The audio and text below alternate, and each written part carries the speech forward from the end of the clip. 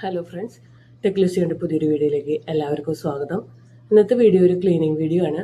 നമ്മുടെ വീട്ടിലുള്ള cooking റേഞ്ചും gas സ്റ്റോവൊക്കെ എങ്ങനെയാണ് ഈസി ആയിട്ട് ക്ലീൻ ചെയ്യാമെന്നാണ് ഇന്നത്തെ വീഡിയോയിൽ നമ്മൾ നോക്കാൻ പോകുന്നത്.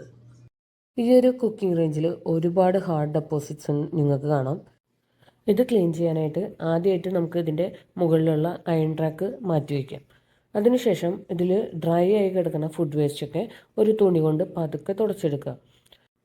ഇനി അടുത്തതായി നമുക്കൊരു ക്ലീനിങ് സൊല്യൂഷൻ ഉണ്ടാക്കിയെടുക്കണം.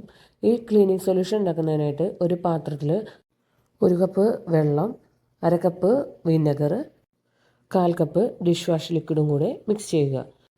ഈ ഒരു സൊല്യൂഷൻ ഒരു സ്പ്രേ ബോട്ടിലിൽ ഫിൽ ചെയ്യുക. ഫിൽ ചെയ്തതിന് ശേഷം നമുക്കിതുപോലെ സ്പ്രേ ചെയ്യാം. എല്ലാ ഏരിയയിലും ഇതുപോലെ സ്പ്രേ ചെയ്തതിന് ശേഷം അത് എല്ലാവിടേക്കും സ്പ്രെഡ് ചെയ്ത് കൊടുക്കുക. ഇനി ഇതിന് മുകളിലേക്ക് ബേക്കിംഗ് സോഡ തൂവി കൊടുക്കുക. ബേക്കിംഗ് സോഡ തൂവിയതിന് ശേഷം അത് എല്ലായിടത്തേക്കും സ്പ്രെഡ് ചെയ്ത് കൊടുക്കുക. ഇനി നമുക്ക് ഹാർഡായിട്ടുള്ള ഡെപ്പോസിറ്റ്സ് ഉള്ള ഏരിയയിൽ വേണമെങ്കിൽ കോൺസെൻട്രേറ്റഡ് വിനെഗർ കുറച്ചും കൂടി ആഡ് ചെയ്ത് കൊടുക്കാം. ഇനി ഒരു 10-15 മിനിറ്റ് നേരം ഈ സൊല്യൂഷനും ബേക്കിംഗ് സോഡയും തമ്മിൽ റിയാക്ട് ചെയ്യാനായിട്ട് വെക്കാം. അതിനുശേഷം ഒരു ബ്രഷ് എടുത്ത് ഇതുപോലെ റബ്ബ് ചെയ്ത് കൊടുക്കുക. ചെറിയ ബ്രഷ് എടുക്കുന്നതായിരിക്കും കുറച്ചും കൂടി നല്ലത്. കാരണം ചെറിയ ബ്രഷ് ആകുമ്പോൾ എല്ലാ ഗ്യാപ്പുകളിലും നമുക്ക് ഈസി ആയിട്ട് ക്ലീൻ ചെയ്യാനായിട്ട് പറ്റും. ഇങ്ങനെ ബ്രഷ് കൊണ്ട് റബ്ബ് ചെയ്യുമ്പോൾ ഇത് പിടിച്ചിരിക്കുന്ന അഴുക്കൊക്കെ ഇതുപോലെ അടർന്നു വരും.